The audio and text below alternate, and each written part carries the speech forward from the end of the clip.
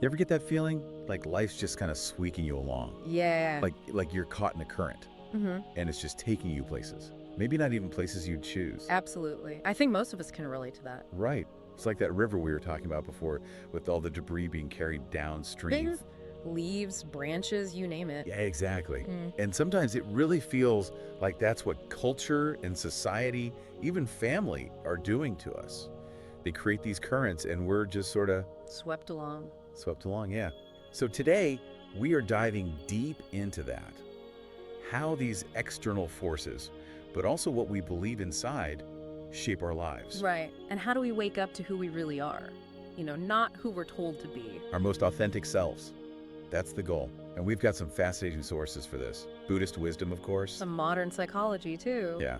And even some practical steps we can actually try out. That's the most important part. It is. Making it real. So those currents you mentioned, they start early, don't they? Like almost as soon as we're born, people have ideas about who we should be, what success will look like for us.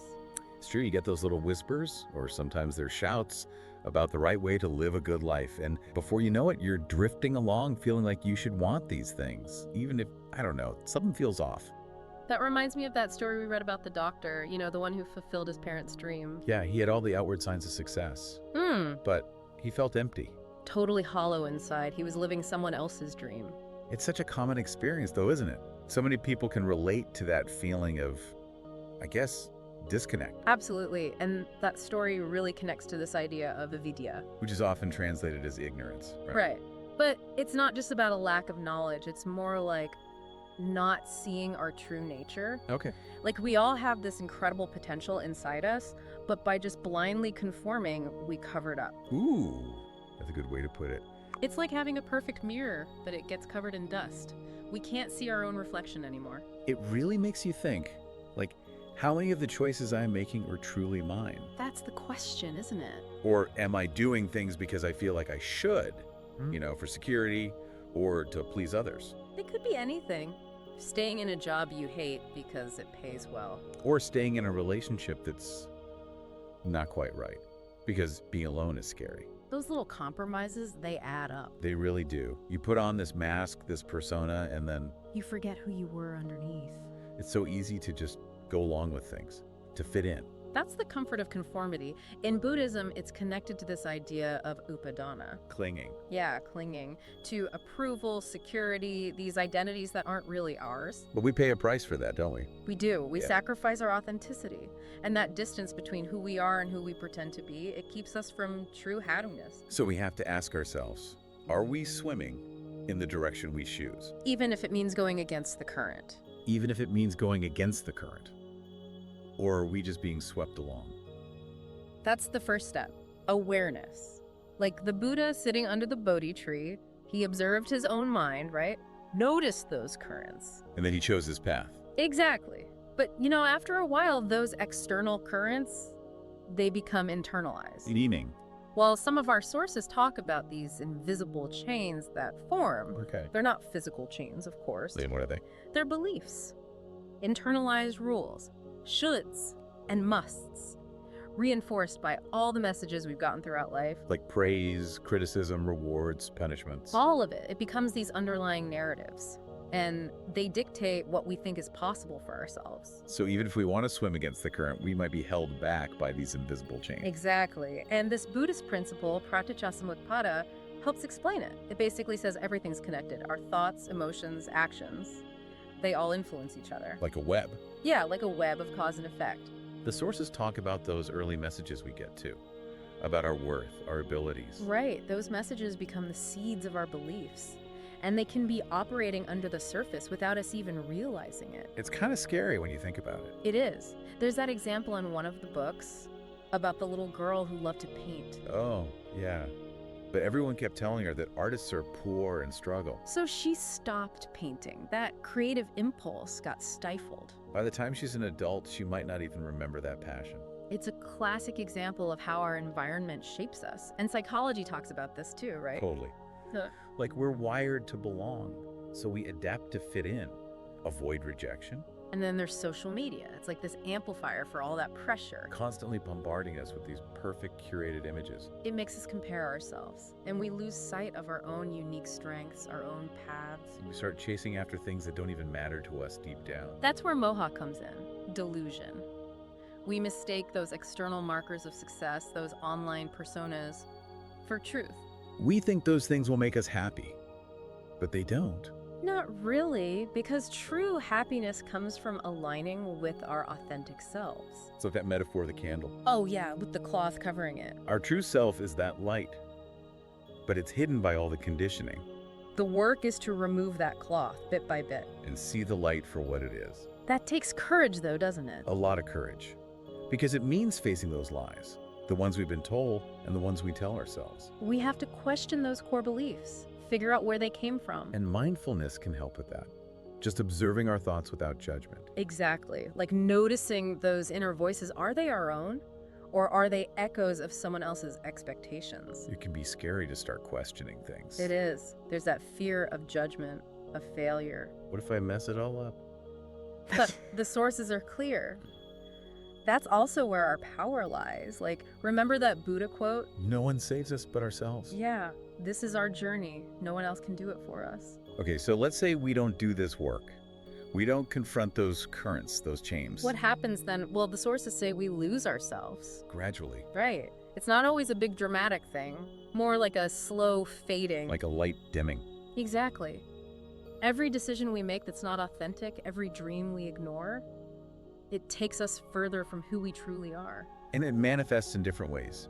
Dissatisfaction, anxiety. Maybe even depression, anger. It's like this spiritual dissonance, right?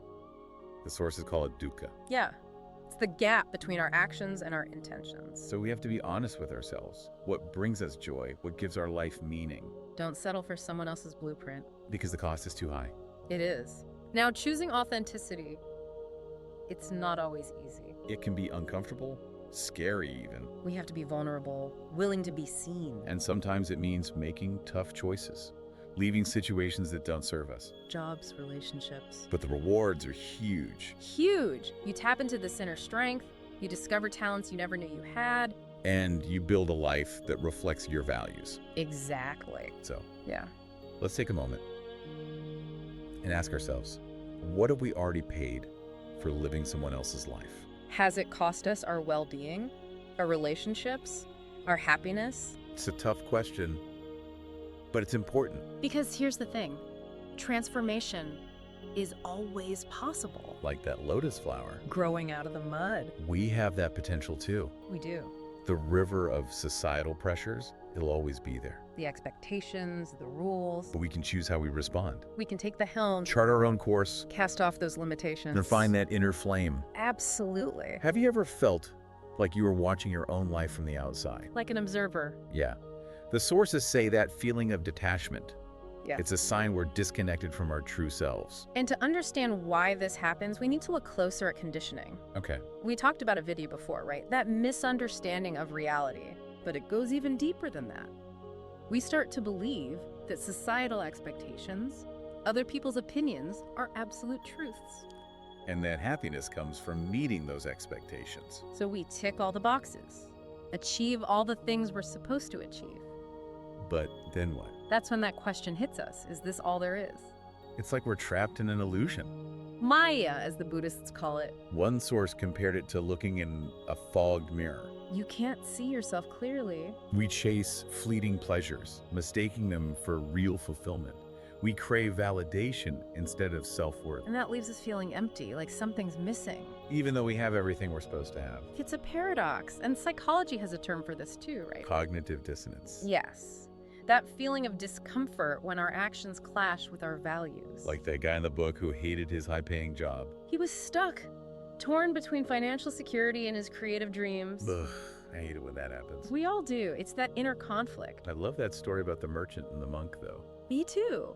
It's so simple, but so powerful. The merchant had all this wealth, but he wasn't happy. And the monk told him he was filling his cup with sand. Instead of water, The sand represented those superficial achievements. stay in the water, True inner connection. which is where real fulfillment comes from. Exactly. So how do we break free from this illusion? The sources say it starts with awareness.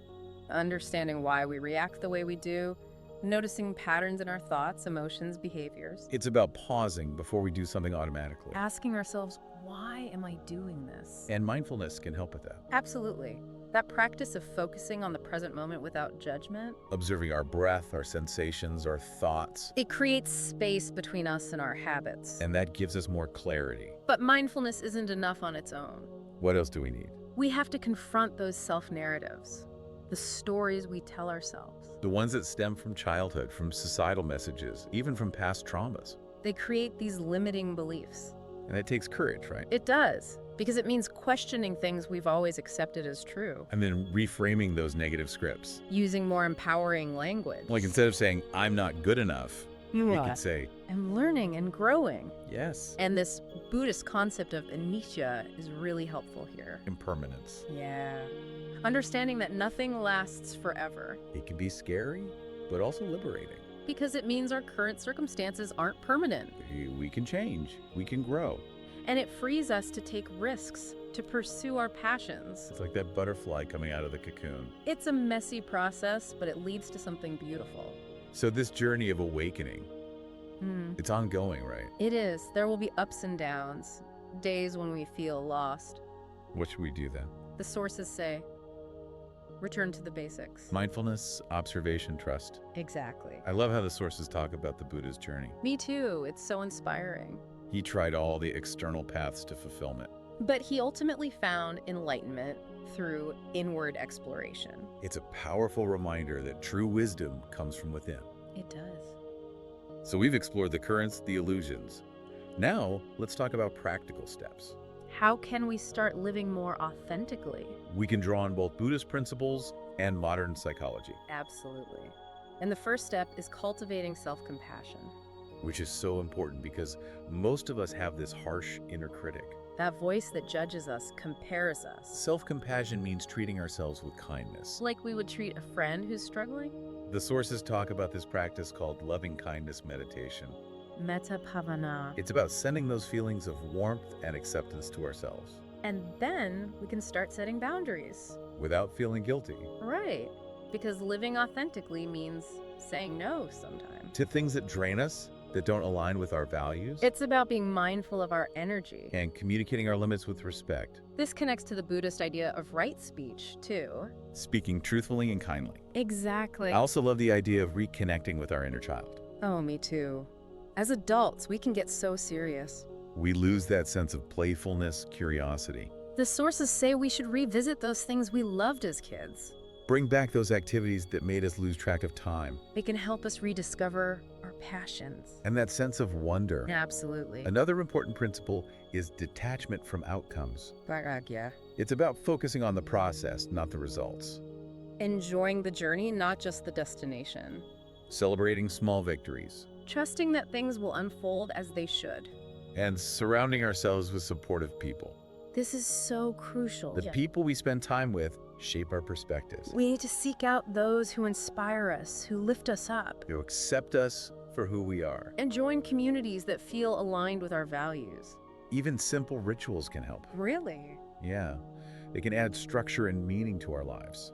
Like what? Like mindfully enjoying a cup of tea, paying attention to the taste, the aroma. It brings mindfulness into everyday life. Exactly. And finally, we have to take action. Even when we're afraid. Fear is natural. It's part of growth. The sources say to break down big goals into smaller steps. And celebrate those wins along the way. It's like that saying, a journey of 1,000 miles begins with a single step. So true. So we have all this knowledge, but knowledge isn't enough. We have to put it into practice. And we have to commit to change. And embrace the discomfort that comes with growth. That's a choice. What legacy do we want to leave? One of conformity or one of authenticity. It's up to us. The sources suggest we take some time to envision our ideal life. Who are we at our core? What brings us joy? What are our values? Write those things down, make them tangible. And remember, transformation is possible. You have the strength to change. Like the lotus flower. Rising above the mud. Every mindful choice, every act of authenticity. It brings you closer to your true self We hope this deep dive has been insightful. and has sparked some self-reflection.